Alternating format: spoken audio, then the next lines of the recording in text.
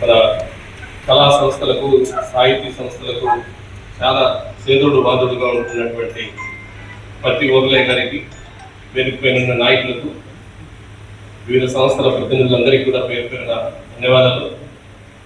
ముఖ్యంగా రచయిత మిత్రుడు ఇక్కడ లేకపోవడం లోటు.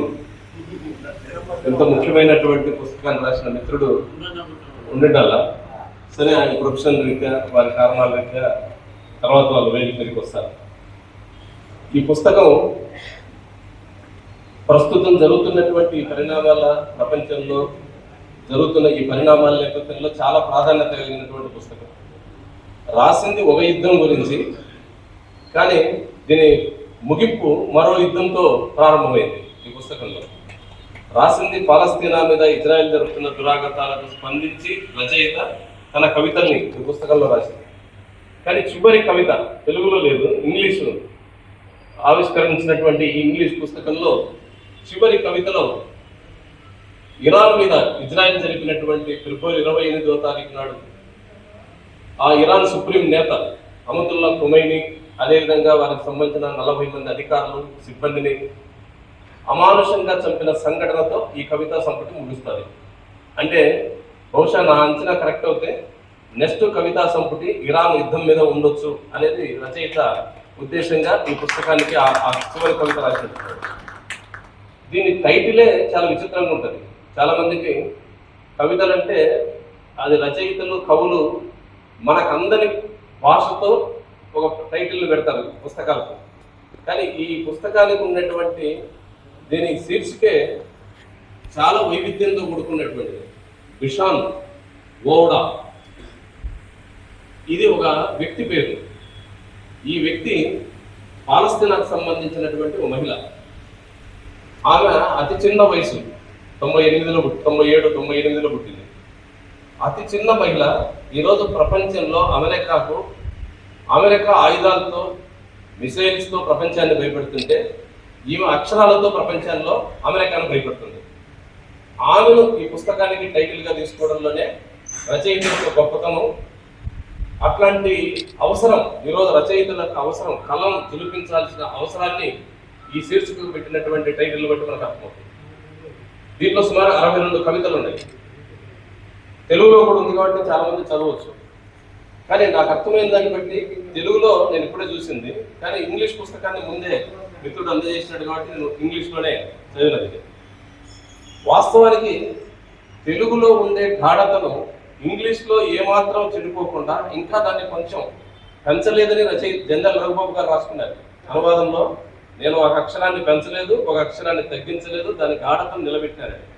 కానీ నేను చదివిన దాన్ని బట్టి ఇంగ్లీష్లో ఆ గాఢత, ఆ రకమైన ఆప్యాయత, ఆతృత రచయిత యొక్క మనసుని కరెక్ట్గా ప్రతిబింబించడం అనేది చాలా కష్టం. కానీ దాన్ని మరో మెట్టు పైకెక్కించడంలో రఘుబాబు గారి కృషి ఉంది అని చెప్పేసి నేను నమ్ముతున్నాను. ఎందుకంటే ఆయన రాసిన ఇంగ్లీష్ అనువాదం ఇంత ఎఫెక్టివ్గా ఉంటుందని నేను అనుకోలేదు. ఎందుకంటే కవిత్వం రాయడం వేరు, వ్యాసాలు రాయడం వేరు. తెలుగు టు ఇంగ్లీష్లో వ్యాసాలు రాయొచ్చు, కానీ కవిత్వంలో దాని గాఢతను రాబట్టడం చాలా కష్టం. అట్లాంటి కృషి జనరల్ రఘుబాబు గారు చేశారు. వారికి కూడా ఈ సభ తరఫున నా వ్యక్తిగతంగా కూడా హృదయపూర్వకమైన అభినందనలు. దీంట్లో ఏముంది, ఈ పుస్తకంలో ఏముంది, ఎందుకని చదవాలా? రచయిత 28 పేజీలకు సంబంధించినటువంటి వివరణ ఇచ్చినాడు. దీంట్లో మొదట ఎందుకు ఈ పుస్తకాన్ని రాయాల్సి వచ్చింది, ఈరోజు ప్రపంచంలో జరుగుతున్న పరిణామాలు ఏమిటి అని ఒక 28 పేజీల వ్యాసం లాగా మొదట భాగంలో ఉంది. అది చదివితే మిగతా కవితలన్నీ ఈజీగా మనకు ఎందుకు రాయాల్సి వచ్చిందో అర్థమవుతుంది. ఆయన రాసింది పాలస్తీనా అనేటువంటి దేశం మీద ఇజ్రాయిల్ దురాక్రమణకు పాల్పడి అక్కడ ఒక జాతినే తుదముట్టించాలని ప్రయత్నం చేస్తుంది. ఇదేదో యుద్ధం ఒక సమస్య మీద జరుగుతున్న యుద్ధం కాదు, ఒక జాతిని ఈ భూభాగం మీద నుంచి తొలగించడానికి జరుగుతున్నటువంటి అతి కిరాతకమైన దురహంకార యుద్ధం. అది ఎందుకు యుద్ధం జరుగుతుంది, యుద్ధానికి కారణం ఏమిటి, ఈ వివరణ మొదటి భాగంలోనే ఆయన చెప్పాడు. మొదటిది పాలస్తీనా మనందరికి తెలుసు. ఇజ్రాయెల్ అనే దేశానికి ఆతిథ్యం ఇచ్చి, ఇజ్రాయెల్ అనేటువంటి ఈ రోజు ఎవరైతే చెప్పుకుంటున్నారో ఆ జాతికి ఆతిథ్యాన్ని ఇచ్చి రెండో ప్రపంచ యుద్ధం సందర్భంగా తన భూమిని ఇతరులకు త్యాగం చేసినటువంటి దేశం పాలస్తీనా. కానీ ఈరోజు పరిస్థితి ఏమిటి? 1945 నాటికి 14% ఇప్పుడుండే పాలస్తీనా, ఆ రోజు ఉండే ఉమ్మడి పాలస్తీనాలో 14% భూమిలో మాత్రమే ఇజ్రాయెల్ ఉంది. 96% భూమి, 86% భూమి పాలస్తీనా ఆధీనంలో ఉంది. ఈ 14% కూడా ఇంతకు మించి పెరగదు అని ఐక్యరాష్ట్రసమితి అంగీకరించి ఆ భూభాగాన్ని కేటాయించింది. కానీ ఈరోజు 13% భూమి మాత్రమే పాలస్తీనా ప్రజల చేతిలో ఉంది. 87% భూమి ఇజ్రాయెల్ చేతిలో ఉంది. దాన్ని ఈ కవితలో మిత్రుడు చాలా ఎఫెక్టివ్గా రాశాడు. ఇద్దరి మధ్య యుద్ధంలాగా చాలా మంది రాస్తున్నారు. పాలస్తీనా ఇజ్రాయెల్ మధ్య జరుగుతున్న యుద్ధంలాగా రాస్తున్నారు. ఈ యుద్ధానికి కారణం హమాస్ అనేటువంటి ఒక సంస్థ, ఉగ్రవాద సంస్థ ఇజ్రాయెల్ మీద దాడి చేయడంతోనే ఈ యుద్ధం ప్రారంభమైంది. కాబట్టి హమాస్దే నేరం లేదా పాలస్తీనాదే ఈ నేరం అనేటట్టుగా కూడా ఇస్తున్నారు. కొంతమంది దానికి అనుకూలంగా మాట్లాడే వాళ్ళు కూడా భారతదేశంలో కానీ ప్రపంచంలో కానీ కనిపిస్తున్నారు అని చెప్తూ దాన్ని కవిత రూపంలో రాశాడు. ఆయన చెప్పింది ఏంటంటే, ఎవడైనా మన ఇంటికి ఒక అతిథి వచ్చి, నిరాశ్రయుడు వచ్చి తన ఊర్లో పొలము, ఇల్లు అన్ని కోల్పోయి గ్రామ పెద్దలు మన ఇంట్లోకి అతిథిగా పెట్టుకోమని చెప్తే, ఆ అతిథి మన ఇళ్ళందరినీ ఆక్రమించేసి మన ఇంట్లో ఉన్న వస్తువులన్నీ తానే యజమానిగా మారిపోయి మన ఇంటికి ఆయన ఓనర్గా మారుతున్నప్పుడు ఎవరైనా ఏం చేస్తాము? మన ఇంటికి వచ్చింది అతిథి. అతిథి నేను కోరిన అతిథి కాదు, గ్రామ పెద్దలు కలిసి ఇంట్లో పెట్టుకోమన్నారు. నా ఇంటికి వచ్చిన అతిథి నా ఇల్లంతా ఆక్రమించి నా ఇంటికి ఆయనే ఓనర్గా మారిపోయి నన్నే అతిథిగా మార్చేసి బానిసగా బతకమంటే ఎవరైనా ఏం చేస్తారు? ఎవడైనా తిరుగుబడతాడు. జవసత్వాలున్న ఏ మనిషి అయినా అదే చేస్తారు. అదే చేస్తున్నారు పాలస్తీనా ప్రజలు అనేది ఆ కవితలో చాలా అద్భుతంగా రాశారు. అంటే పాలస్తీనా ప్రజల పట్ల మనం ఉండాల్సిన, ఖచ్చితంగా వాళ్ళ వైపు ఎందుకు ఉండాలి అనేది ఆ కవితలో ఆ మిత్రుడు సూచించడం జరిగింది. ఇదేదో ఒక రెండు జాతుల మధ్య సమస్య కాదు, రెండు దేశాల యుద్ధం కాదు. ఒక దేశాన్నే ఉనికిలో లేకుండా చేయడానికి ఇజ్రాయెల్ ప్రయత్నం చేస్తుంది. ఏ ఉనికిలో లేకుండా ప్రయత్నం చేయాలని ఇజ్రాయెల్ చూస్తుందో ఆ ఆతిథ్యం ఇచ్చిన దేశం ఈరోజు బాధిత దేశంగా మారిపోయింది. అంటే అతిథిగా పిలిచి ఇచ్చినటువంటి వాడు బాధితులైనాడు, ఇంటికి వచ్చిన వాడు పెత్తందారిగా మారిపోయినాడు. మరి ప్రతిఘటించకపోతే ఏం మార్గం ఏముంది? రెండవది, అక్కడ జరుగుతున్న దురాగతాలు. మొదటి కవిత నుంచి చివరి వరకు కవి, దీన్ని రాసినటువంటి రచయిత కవి, పాలస్తీనాలో కళ్ళెదురుగా జరిగిన సంఘటన చూస్తే ఏ రకంగా ద్రవీకరించి మనిషి ఏ రకంగా దాంట్లో లీనమై రాయగలదో అంత గాఢతను ఈ కవితల్లో రాశాడని చెప్పేసి అనిపిస్తాడు. కళ్ళెదురుగా ఒక సంఘటన జరిగితే మానవత్వం ఉన్న మనిషి ఎట్లా స్పందిస్తాడో, పాలస్తీనాలో జరుగుతున్న ప్రతి సంఘటన సందర్భంగా ఆయన ఎన్ని రాత్రులు మేలుకున్నాడో తెలియదు, ఎన్ని గంటలు దీనికోసం మెదుడు ఖర్చు పెట్టాడో తెలియదు, ఎంత ఆవేదన గురైనాడో తెలియదు, అన్నిటికంటే ముందు ఎన్ని కన్నీళ్లు కార్చినాడో కూడా తెలియదు. కన్నీళ్లు కారకుండా, హృదయం ద్రవీకరించకుండా ఈ కవిత్వంలో ఒక్క అక్షరం కూడా ముందుకు వచ్చి ఉంటుందని నేను అనుకోవడం. అంత లోతుగా ఇదేదో మిత్రుడిని పొగట్టడానికో లేదా దాని ముక్కు ప్రాధాన్యత చెప్పడానికి కాదు. ఒక కవితలో అద్భుతంగా మానవత్వం ఏ రకంగా స్పందిస్తుందో చెప్పాడు. ఒక బిడ్డ తల్లి గర్భంలో నుంచి బయటకు వచ్చే ముందు ఆ తల్లితో సంభాషిస్తుంది మన అభిమన్యులాగా. ఆ సంభాషించే కవిత చుట్టూ బాంబుల మోతలే, రాకెట్ లాంచర్లే, మిసైల్స్ పొడగాల్పులే, అన్ని బుల్లెట్ తూటాలే. ఇట్లాంటి బాధాకరమైన ఈ భూప్రపంచంలోకి నీ చల్లని ప్రేమతో కూడిన ఒడిలో నుంచి, గర్భంలో నుంచి నన్నెందుకు ఈ భూప్రపంచంలోకి దించుతావు? నీ ఒడిలోనే నన్నెందుకు కుదిపేయకూడదు, అక్కడే నన్నెందుకు చిదిపేయకూడదు అని తల్లి అడుగుతుంది. అంటే పాలస్తీనాలో జన్మించడానికి బిడ్డ ఏ రకమైన వేదన పడుతుందో ఆ కవితలో చెప్పారు. వాస్తవానికి నేను తెలుగులో కూడా చూసిన ఒరిజినల్. తెలుగులో కంటే ఇంకొక అక్షరాన్ని అదనంగా చేర్చి జంధ్యాల రఘుబాబు గారు దాన్ని మరో ఒక అంశంగా ముందు తీసుకొచ్చాడు. తెలుగులో ఉండేది, తల్లి గర్భంలోనే నన్ను కడుపులోనే నన్ను ఎందుకు చిరివేయకూడదు అని రచయిత రాస్తే, దాన్ని ట్రాన్స్లేట్ చేసినప్పుడు ఇద్దరు మాట్లాడిండొచ్చు. వారు రాసింది, నీ చల్లని ప్రేమ పూరితమైన గర్భంలోనే నన్ను ఎందుకు చిదివేయకూడదు. అంటే ప్రేమ గర్భంలోనే ఉంది తప్ప ఈ భూమండలంలో, పాలస్తీనా భూభాగంలో నాకు ప్రేమ లేదు అని చెప్పేసి ఆ బిడ్డ ఆవేదన పడుతుంది. అంతేకాదు, స్పందించని హృదయాల గురించి, ఎవరైతే ఈ యుద్ధం పట్ల మానవత్వంతో స్పందించని హృదయాల్ని చాలా ధీటుగా రచయిత క్వశ్చన్ చేసినాడు. మీరు స్పందించకపోతే మీరు వీరులు ఎలా అవుతారు, మనుషులు ఎలా అవుతారు? చుట్టూ కళ్ళెదురుగా కలేబరాలు, ఎక్కడ చూసినా మారణ హోమం, కోట్ల రూపాయల విలువైన శిథిలాలన్నీ భూగర్భంలో కలిసిపోతున్నాయి. చదువుకోవాల్సిన పిల్లలు మట్టిలో కలిసిపోతున్నారు. ప్రేమతో ఒడిలో దాచుకోవాల్సిన తల్లులు భూగర్భంలో పిల్లల్ని అనాథలు చేసి చనిపోతున్నారు. క్షతగ్రాంతులు, ఒళ్ళంతా గాయాలు. ఏ అవయవం పనిచేస్తుందో ఏ అవయవం పనిచేయదో ఈ రకమైన బాధలో ఉన్నటువంటి మనుషులంతా ఓవైపు గుట్టలుగా పేరుకుపోతుంటే మనం మాత్రం ప్రశాంతంగా ఎలా ఉండగలమా? ఉండగలడా మనిషి అనేవాడు? ఉండేవాడు వీరుడు ఎలా అవుతాడు? వీరుడు అంటే మాట్లాడాలి కదా, వీరత్వం అంటే తప్పని చెప్పాలి కదా అని చెప్పేసి రచయిత నేరుగా పాఠకుల్ని ఎవరైతే చదువుతుంటారో వారి హృదయాల్ని ఇప్పటి వరకు పాలస్తీనా పట్ల ఉదాసీనంగా ఉంటే ఈ రోజు కరుగ్గా పాలస్తీనా వైపున నిలబడాలి అనేంత గాఢతగా రచయిత కొన్ని క్వశ్చన్స్ దీని మీద ఈ కవితల్లో చూపిస్తాడు. అంతేకాదు మరో సందర్భంలో ఇజ్రాయెల్ అమెరికా చేస్తున్న దురాగతాల్ని, ఈ దుర్మార్గపు చర్యల్ని సామ్రాజ్యవాదం, ఆ సామ్రాజ్యవాదం యొక్క లక్షణాన్ని వివరిస్తూ, సామ్రాజ్యవాదం అంటే అదేదో ఒక దేశాన్ని ఆక్రమించుకొని పరిపాలించే వ్యవస్థ కాదు. సామ్రాజ్యవాదం అంటే తన లాభం కోసం ఎన్ని వందల వేల లక్షల మందినైనా శవాలుగా మార్చగలిగే లక్షణం ఉంటుంది. లాభం కోసం అది ఎంత దూరమైనా ప్రయాణం చేయగలదు, ఎంత నీచానికైనా ఒడిగడుతుంది. అందుకనే ఈరోజు ఇరాన్ మీద జరుగుతున్న సంఘటన కానీ, లేదా ఇజ్రాయెల్ చేస్తున్నటువంటి పాలస్తీనా మీద దురాగతాలు కానీ, దీని అంతటికి కారణం వెనక సామ్రాజ్యవాదం. ఈ సామ్రాజ్యవాదం వ్యతిరేకపోవడానికి కారణం ఏమిటి?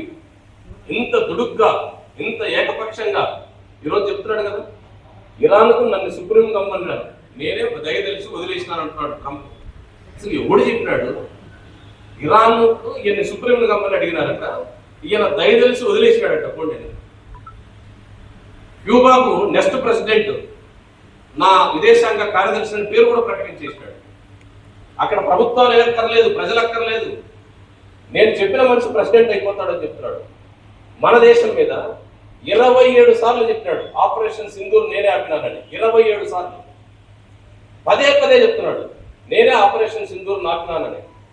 మన ప్రభుత్వం ఖండించలేదు, అది వేరే విషయం. ఇప్పుడు చెప్తున్నాడు రష్యా నుంచి నువ్వు ఆయిల్ కొనొద్దు అన్నాడు జనవరి నెలలో.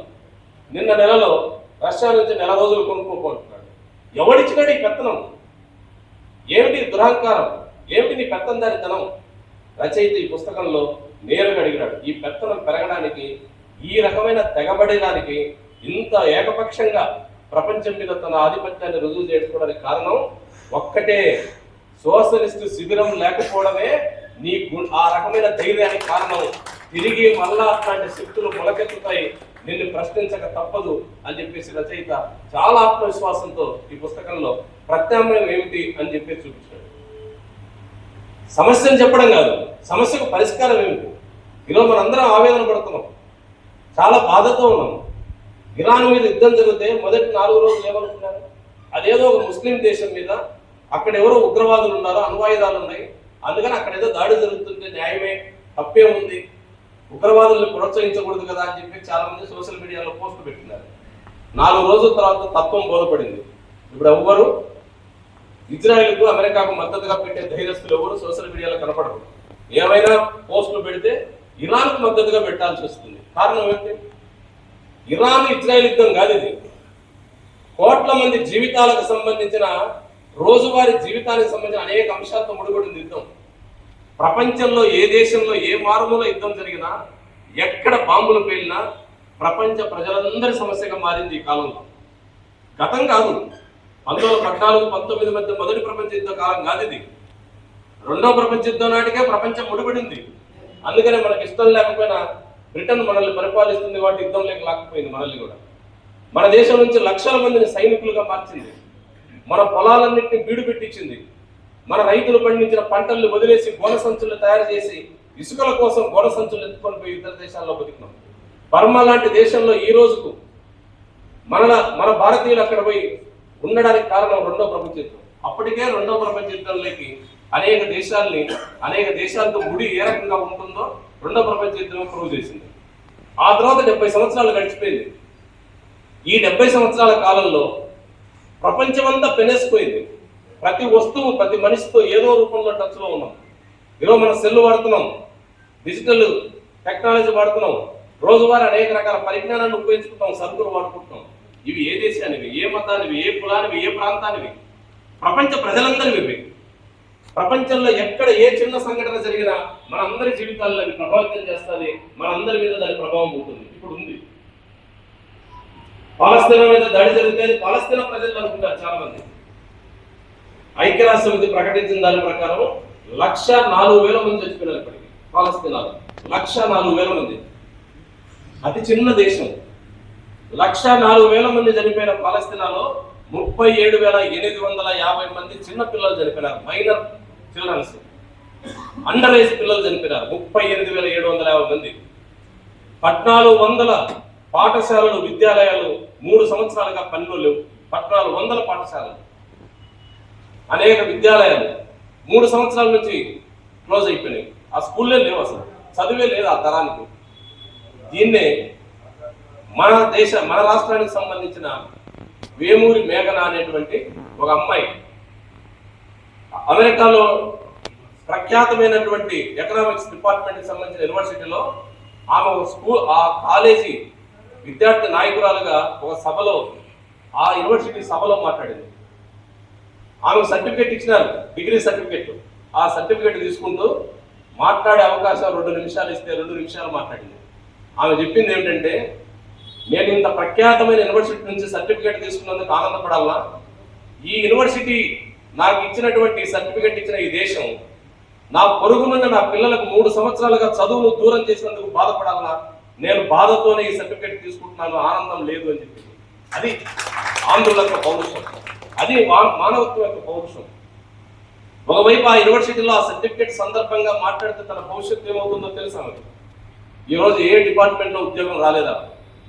ఈ మాట చెప్పి 9 నెలలు అయింది. ఇంటర్వ్యూకి ఆఫర్ చేసిన వాడు కూడా క్యాన్సిల్ చేసినాడు. ఆమెకు తెలుసు తన లైఫ్ పనంగా పెడుతున్నారని. అయినా నేను మాట్లాడాలి, నా గొంతు వినిపించాలి, ప్రపంచానికి పాలస్తీనాలో జరుగుతున్న అన్యాయం చెప్పే సందర్భం ఇది అనుకుని చెప్పింది. అంతేకాదు, ఈరోజు పాలస్తీనాలో హాస్పిటల్ కేంద్రంగా దాడులు జరుగుతాయి. హాస్పిటల్స్లో అయితే పేషెంట్స్ ఎక్కడ కదలలేరు కాబట్టి అక్కడ మనుషులు చంపడం జరుగుతుంది. ఇజ్రాయెల్ విదేశాంగ మంత్రి సిగ్గుడిచి ఐక్యరాజ్య సమితి సమావేశంలో చెప్పినాడు, మీరు పిల్లల్ని చంపడం అన్యాయం, పిల్లల్ని చంపడం తప్పు అని చెప్పేసి ఐక్యరాజ్య సమితి సభ్యులు ప్రశ్నిస్తే, పిల్లల్ని చంపడం తప్పు కాదు, యుద్ధంలో అదొక నీతి అని చెప్పేసినాడు. ఇంత దుర్మార్గంగా హిట్లర్ కూడా మాట్లాడలేదు. ఏమిటి ఆయన చెప్పే నీతి? ఆయన చెప్తుంది ఏమంటే, మేము ఒక జాతిని నిర్మూలించాలనుకుంటున్నాం. జాతి నిర్మూలన జరగాలంటే పెద్దవాళ్ళని చంపడమే కాదు, నెక్స్ట్ జాతిగా అభివృద్ధి అవుతున్నటువంటి చిన్న పిల్లల్ని చంపడం ద్వారానే జాతి నిర్మూలన అనేది అనుకుంటున్నామని చెప్పేసి దాని సారాంశం. కరెక్ట్గా అదే జరిగింది ఇరాన్లో.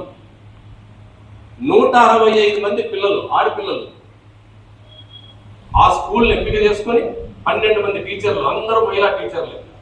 165 మంది అమ్మాయిలు, 12 మంది టీచర్లు ఉన్నటువంటి బిల్డింగ్ మీద నేరుగా ఒక్క బిల్డింగ్ మీద బాంబులు వేసింది ఇజ్రాయెల్. ఇప్పటి వరకు పశ్చాత్తాపం కూడా వ్యక్తం చేయాలి. అమెరికా చెప్తుంది పొరపాటు జరిగింది, మేము అక్కడ వేయాల్సింది కాదు, పక్కన ఎక్కడో జరగాల్సిన మిస్టేక్ జరిగిందని అమెరికా ఆ వారం తర్వాత చెప్పుకోయింది. కానీ ఈ రోజు వరకు ఆ బాంబు వేసిన ఇజ్రాయెల్ పశ్చాత్తాపం కూడా వ్యక్తం చేయాలి. అంటే అర్థం ఏమిటి? రాబోయే రోజుల్లో పసిపిల్లల్ని చంపడం, ఒక జాతిని చంపడం అంటే పిల్లల్ని చంపడం కూడా హక్కే అనుకునేటువంటి దుర్మార్గంలో ఈరోజు ప్రపంచంలో చలామణి చేస్తుంది ఇజ్రాయెల్. మరి దీన్ని ప్రశ్నించొద్దా?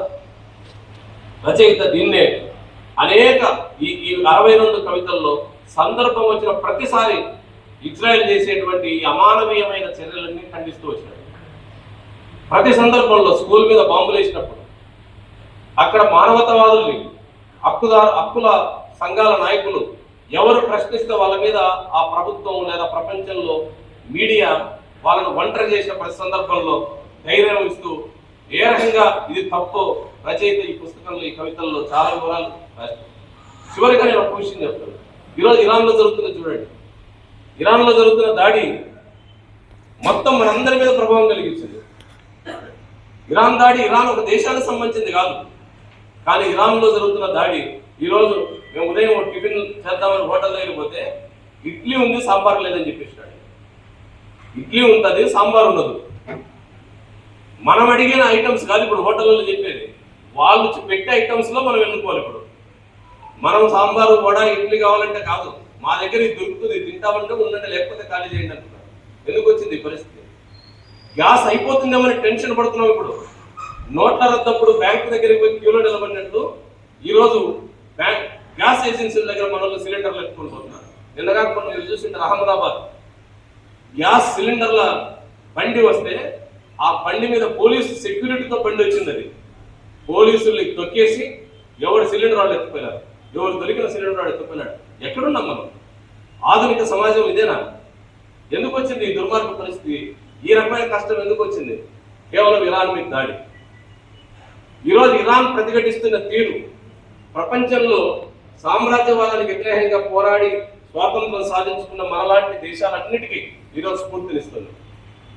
చాలా మంది అనుకుంటున్నారు ఇరాన్ కనుక వాళ్ళు ఉన్నారు, వీళ్ళు ఉన్నారు, రష్యా ఉంది, చైనా ఉంది. అదంతా కొంతమేరకే నిజమైన నిజం అది కాదు. ఇరాను 5000 సంవత్సరాల చరిత్ర. అదో ముస్లిం కంట్రీ అంటున్నారు, అది కూడా తప్పు. అదో పర్షియన్ దేశం. మనకు అనేక రకాలుగా పర్షియా దేశంతో మన దేశానికి కొన్ని వేల సంవత్సరాల సంబంధం ఉంది. ఇప్పటికీ మనం ఇరానీ ఛాయ్, ఎక్కడైనా ఇరానీ టీ దొరికితే ఇరానీ ఛాయ్ అంటున్నాం. రాజస్థాన్లో అధికారిక భాష, మన రాజస్థాన్లో రాజ్యాలు ప్రైవేట్ రాజరిక వ్యవస్థ ఉన్నప్పుడు అధికార భాష అది పర్షియా అనేది. ఇప్పటికీ గుజరాత్, మహారాష్ట్ర, మధ్యప్రదేశ్, ఉత్తరప్రదేశ్లో అనేక రాష్ట్రాల్లో పర్షియా లాంగ్వేజ్ మాట్లాడే వాళ్ళు చాలా మంది ఉన్నారు. మనకు ఇరాన్కు అంత సాన్నిధ్యం ఉంది. కానీ ఈరోజు ఇరాన్ మీద జరుగుతున్నటువంటి దుర్మార్గం, అది పడుతున్న స్ట్రగుల్, అది పోరాడుతున్న తీరు చూస్తే 29 రోజులు, ఈ రోజు నెల అయిపోయింది. అమెరికా అధ్యక్షుడు 3 రోజుల్లో క్లోజ్ అవుతుంది అనుకున్నాడు. ఒక బాంబుతో క్లోజ్ అయిపోయింది అనుకున్నాడు. 3 రోజుల తర్వాత వారం ఉంటుందన్నాడు. ఇప్పుడు వారం తర్వాత 2 వారాల వరకు యుద్ధం కొనసాగవచ్చు అన్నాడు. ఇప్పుడు 2 వారాలు పోయింది. $200 బిలియన్ యుద్ధానికి ఖర్చు పెట్టాడు. $200 బిలియన్. అయినా యుద్ధం ఎండ్ అయ్యే పరిస్థితి లేదు. 15 డిమాండ్లు నేను పెడుతున్నాను అన్నాడు. నువ్వు నాకు డిమాండ్లు పెట్టడం ఏంటి? యుద్ధం నువ్వు ప్రారంభించినావు, ముగింపు నేను చేస్తానంటుంది ఇరాన్. యుద్ధాన్ని నువ్వు ప్రారంభించినావు, ముగింపు నేను చేస్తాను అంటుంది ఇరాన్. ఎందుకు ఆ దేశం వచ్చేసింది? దానికి కారణం స్ట్రగుల్ పడేది అభివృద్ధి, పోరాడి నిలబడింది. ఈ పోరాడే క్రమంలో తనను తాను అనేక రకాల రాటు తేలింది. ఈరోజు ప్రపంచంలోనే నిఘా వ్యవస్థలో ఇప్పుడు మన సెల్ ఉంది. మన సెల్లు మనం వాడకపోయినా, ఆన్లో పెట్టకపోయినా, సెల్లులో సిమ్ ఉంటే చాలు మనం ఏం చేస్తున్నామో, ఎక్కడున్నామో, ఏం మాట్లాడుతున్నామో కనుక్కునేంత అత్యంత ఆధునికమైన నిఘా వ్యవస్థ ఇజ్రాయెల్ దగ్గరే ఉంది ప్రపంచంలో. మనం ఇప్పుడు మాట్లాడిన ప్రతి విషయం రికార్డ్ అవుతుంది వాళ్ళ దగ్గర అనుకుంటే.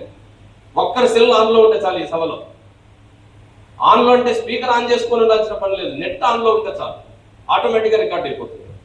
ఇప్పుడు కాదు, 100 ఏళ్ల తర్వాత కూడా వినొచ్చు. పలాంటి డేటు 29వ తారీఖు నాడు కర్నూలులో పలానా లాడ్జ్లో ఏం సభ జరిగింది అని అంటే ఇక్కడ మాట్లాడిన ప్రతి విషయం వాళ్ళకు వినేంత టెక్నాలజీ ఉంది. అట్లాంటి టెక్నాలజీ ఉన్న చోట అణు పరీక్షలు కేంద్రంగా ఉన్న పట్టణం మీద నేరుగా ఇరాన్ క్షిపణిపై దాడి చేసింది. ఐరన్ డ్రోమ్, అదో పెద్ద నిఘా సంబంధించిన, అక్కడ ఏ మిసైల్ రావడానికి వీలు లేదు, వస్తే అది ఆటోమేటిక్గా పెంచేయచ్చు. అంత టెక్నాలజీ ఉందనుకునేటువంటి ఐరన్ డ్రోమ్ ఈరోజు ఫెయిల్ అయిపోయింది ఇజ్రాయెల్లో. అదేది విదేశీ పరిజ్ఞానంతో కాదు చేసింది ఇరాన్. తన సొంత పరిజ్ఞానంతో, తనకున్న కెపాసిటీతో, తన సైన్స్ ఉపయోగించుకొని అది ఈరోజు మిసైల్స్ తయారు చేసి అటు అమెరికాను, ఇటు ఇజ్రాయెల్ని భయపెడుతుంది. కారణం స్వదేశీ పరిజ్ఞానం మీద పాలకులకు ఉండాల్సిన చిత్తశుద్ధి ఏమిటో ఈరోజు ఇరాన్ ప్రూవ్ చేసింది. పాలస్తీనా 104,000 మందిని కోల్పోయింది, అయినా లొంగడానికి సిద్ధపడ్డల్లా. చివరి మనిషి ఉన్నా మేము నిలబడే ఉంటాం, పోరాడతాం తప్ప మేము లొంగము అని చెప్పేసి ఈరోజు పాలస్తీనా ప్రూవ్ చేసింది. ఈరోజు క్యూబా గురించి మాట్లాడుతున్నాడు. క్యూబాను మేము నెక్స్ట్ ఇరాన్ అయిపోయింది, నెక్స్ట్ క్యూబా అని ప్రకటించినాడు ట్రంప్. ఈరోజు కూడా పత్రికల్లో వచ్చింది, చూసింటారు. క్యూబా అధ్యక్షుడు చెప్పినాడు, చివరి మనిషి ఎవడన్నా క్యూబాలో బతికితే, నీ అనుభవాలు అన్ని వేసిన తర్వాత చివరి మనిషి అనేవాడు బతికితే వాడు క్యూబా పౌరుడనే చెప్పుకొని చనిపోతాడు తప్ప అమెరికాకు లొంగిన మనిషిగా మేము బతకమని చెప్తున్నారు. ఎందుకు ఈ ధైర్యం వచ్చింది ఈ దేశాలకు? ఎందుకని పోరాడుతున్నాయి? అదే ఈ రచయిత చెప్పిన ప్రశ్న. బతకడం ఒకటి ఇచ్చిన గిఫ్ట్ కాదు, బతకడం నా హక్కు. ఎవడో దయదలిస్తే ఇచ్చే భిక్ష కాదు బతకడం అనేది. బతికే హక్కు నాది, ఎలా బతకాలో నిర్ణయించుకునే బాధ్యత నాది. నా బతుకును శాసించే హక్కు ఇంకోటి చేతిలో ఉండడానికి లేదు. అట్లా శాసించే ఏ దేశమైనా, ఏ వ్యక్తి అయినా, ఏ వ్యవస్థ అయినా అది శత్రువే. ఆ శత్రువు వ్యతిరేకంగా గొంతు విప్పడమే నిజమైన రచయిత, నిజమైన పౌరుడు యొక్క బాధ్యత. ఆ బాధ్యతను నా మిత్రుడు, నిజంగా నాకు అంతకుముందు తెలుసు, ఈయన 11 పుస్తకాలు రాసినాడు, మంచిగా తెలుసు పరిచయం, మన గంగార మోహన్ చెప్పడం ద్వారా వినడం తప్ప, నిజంగా ఈ పుస్తక ఆవిష్కరణకు రమ్మని చెప్పినప్పుడు ఆయన రాసిన 11 పుస్తకాల్లో కొన్ని మా దగ్గర అందుబాటులో ఉండేది చదివాను. ఆ తర్వాత మన మోహన్తో తీసుకుని చాలా లోతైన మనిషి ఆయన. ఒక జర్నలిస్ట్ కంటే కూడా మానవతావాది, మనుషుల పట్ల నిబద్ధతతో ఏ పక్షాన ఉండాలో నిర్ణయించుకున్నవాది. ఇలాంటి అనేక మంది మనలో కూడా చాలా మంది ఉన్నారు. మీరు కూడా రాయండి.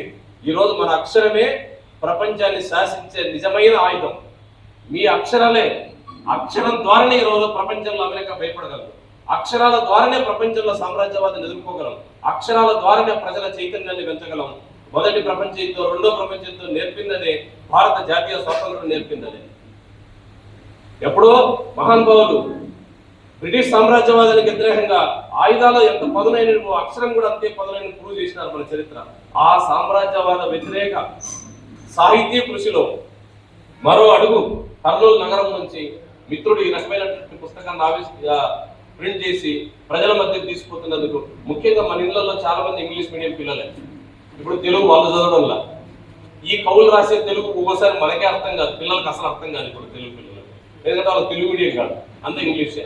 అందుకనే ఇంగ్లీష్ ఇంగ్లీష్లో ఈ పుస్తకం రావడం చాలా ఉపయోగం. అందుకని ఇక్కడ హాజరైన మనందరం కూడా మన ఇంట్లో ఉండేటువంటి పిల్లలకు వాళ్ళే ఈరోజు చదవాల్సిందే, వాళ్ళే ఆలోచించాల్సింది. కాబట్టి ఆ పిల్లల దృష్టికి తీసుకోవడానికి కృషి చేస్తారని తెలియజేస్తూ, మరొకసారి రచయితకు, ఈ కార్యక్రమాన్ని ఏర్పాటు చేసిన పట్టణ పౌర సంఘం నాయకులకు, కార్యక్రమానికి హాజరైన మీ అందరికీ పేరు పేరున ధన్యవాదాలు తెలియజేస్తూ సార్. భూపాల్ గారికి ధన్యవాదాలు. చాలా విషయాలు, మాకు తెలియని విషయాలు చెప్పారు, అభినందనలు. అయితే మీ అందరికీ మనవి చేసేది ఏమంటే, మీతో కలిసి భోజనం చేయాలని మా కోరికను దయచేసి మన్నించి మా కోరిక తీర్చాలని చెప్పి ముందుగా అందరికీ మనవి చేస్తాం. ఇప్పుడు మేమంటాం